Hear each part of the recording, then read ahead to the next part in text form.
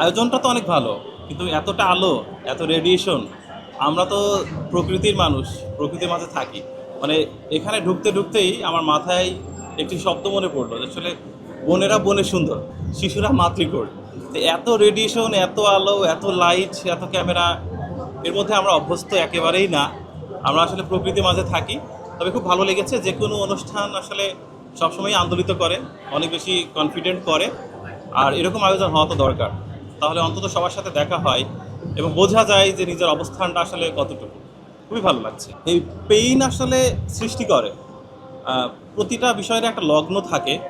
এই ধরুন, আপনি গোধূলি বিকালের যে ফিলিংস, সেটি কিন্তু আসলে তপ্ত রোদের মধ্যে পাওয়া যায় না। তো পেইন কাছে রাখার একটা বিশেষ ব্যাপার হচ্ছে, যখন যেটি মনে পড়ে সেটি আমি লিখতে পারি।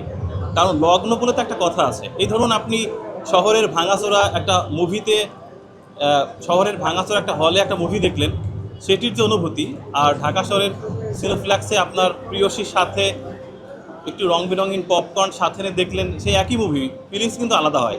তো আসলে এই লগ্নটাকে ধরে রাখার জন্য সাথে পেন রাখা, যখন যেটা মনে পড়ে সেটা লিখে রাখি, তারপর পরবর্তী কন্টেন্টে সেটাকে আবার অ্যাপ্লাই করা হয়।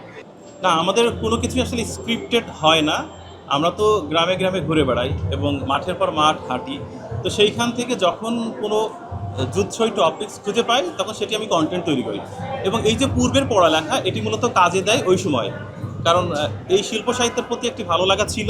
সেই ভালো লাগাটাই মূলত পরবর্তীতে অনেক বেশি সহায়ক হয়েছে। কারণ এই কাব্যিকতা বা কবিতা, ছন্দ, এটি আগে থেকেই জানা ছিল এবং এই কন্টেন্টের স্বার্থে সেগুলোকে যেখানে যেটা যুৎসই মনে হয় আমি সেটা সেখানেই প্রয়োগ করার চেষ্টা করি।